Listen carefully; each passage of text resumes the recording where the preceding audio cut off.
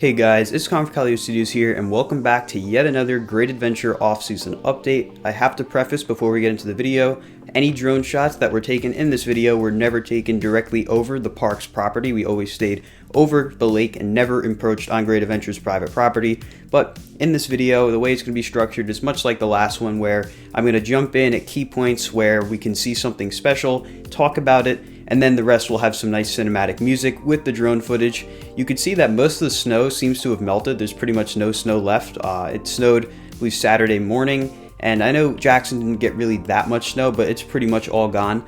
We're going to see a lot of exciting stuff here. You're going to see Flash. We're going to see updates on the Dream Street walkway and a few other things that I noticed, so let's get into it.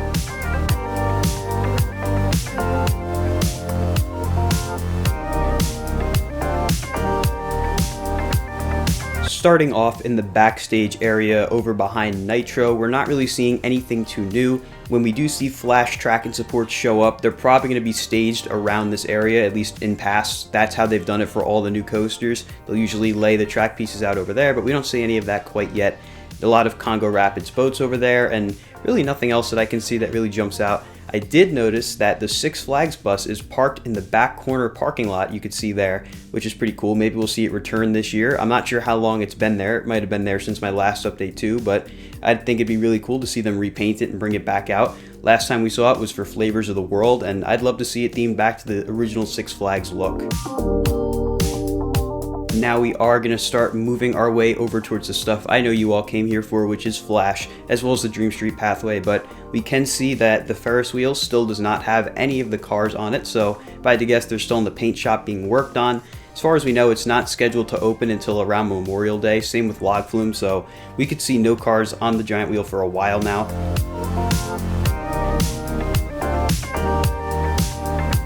And now we get to take our first look at Flash vertical velocity. Ever since the last update from the sky, a lot has happened. There are multiple footers in place now, and what I really like about this perspective is you can see just how far into the park this ride is going to stretch. That far footer is pretty much in the pathway for that main area, so it comes all the way out by that basketball game. It's going to be a really impressive looking ride. As soon as you turn right, you're going to see that giant non-inverting sort of dive loop element right there. It's really going to stick out. But in terms of progress, we can see that another set of footers has been placed. The two first ones we know about from a couple weeks ago, but then the one after that that's on the other side of the pathway, that one is new. You can see they have a ton of equipment on site there. It looks like they've been doing some clearing behind that footer going towards where the station is going to be. We're not too far away from seeing the spike footer go in. That's going to be pretty much right behind Cyborg, a little closer to the pathway. That's where the spike is going to be. And then past that, you of course have the whole station setup, the queue, and that first Immelman element. All of that I'm sure will be in fairly soon. If I had to guess, judging off of this progress, by opening day, I think majority of the footers will be in place. Hopefully we could see some supports go in by then. I'm not 100% sure about that, but I think that'd be really cool. And overall, I'm really impressed with the progress they're making with Flash, even despite the weather that we've been having recently. As we take another nice look at Flash's site, past that in the boardwalk, you can see that Green Lantern sign still is that bright green, so that tells me they haven't put the decal on quite yet. Like I've said in past videos, I'd imagine they're probably going to wait as late as they can to put that on, that way it'll last longer. And of course, the big elephant in the room is the parachutes. They are still standing. As far as I know, they are still scheduled to be removed by opening day, or at least in some area of that time. I don't know exactly when they're going to come down, but from this perspective, the boardwalk is too far away to really be able to tell what the status is on that. We can't really see if there's any machines there or anything. Truly, I'm curious to see how they're going to take it down. I guess they're going to have to take it down section by section when they do take it down. But at this point now, if they haven't started demolition on it, my guess is that they're probably still going to have it up come opening day. March 16th, I would expect to be a bit more of a soft opening as opposed to like a full opening day. I definitely don't think all the rides are going to be open, and I'm fully expecting the boardwalk area and Metropolis areas to be closed due to the construction projects that are taking place in both of those areas. So we're really just going to have to wait and see what happens with the parachutes, but I'd imagine they will be down sooner than later. And then just barely in the corner there, we do get a glimpse of the new Dream Street pathway. This is where all those 50th anniversary bricks are going to be placed, and I'm actually a little surprised. It looks like they haven't put any of the bricks in place quite yet. You can very clearly see it's still dirt there.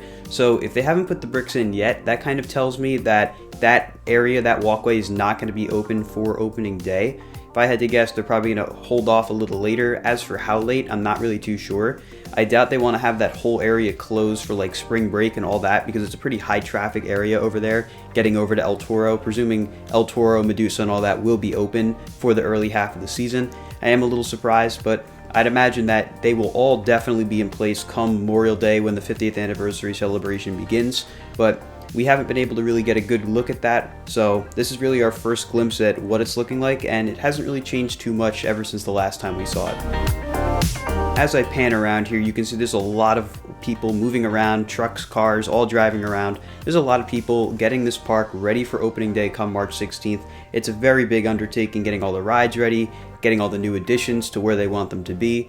And in addition to that, while I was driving down to Prospertown, I noticed that the entrance slash exit on the other side of 537, the side that heads east, is having someone work on it. They were working on the gate, it looked like. It almost looked like they repainted the gate, actually. And then when I was leaving, going west on 537, I noticed that right behind the main entrance facade, there were people putting some kind of a pole in. There's a pretty big group there, so I'm not sure what they were working on, but it looks like they were putting something new over there. Hopefully it's something related to the 50th anniversary. I think that'd be really cool. I always thought it'd be awesome if they brought the hot air balloon back and put it at the entrance there to really make like a grand entrance to Great Adventure. Though none of that's confirmed, of course, it's just a pipe dream, but they were working over there and they were working throughout the park, which is always great to see. As I start panning away from the park, that's going to about do it for this drone update. Overall, I thought there was a lot of really good progress to see. The main thing I was most excited to see was flash vertical velocity, and it's great to see that they have another set of footers installed. I think the way that they're doing the footers for that attraction specifically is pretty interesting. When you look at its clone Cloud Shuttle over in China, the footers are set up a little differently. Each support has its own individual footer. It looks like here they have a big set of footers that multiple supports are going to go into. I could be wrong, but that just seems like the way they're going about it. And overall, I think the ride has shifted a little closer to the park than I was expecting, which I think is a really good thing. It's going to bring a lot of life to that area of the park and overall really enhance Metropolis to make it feel complete.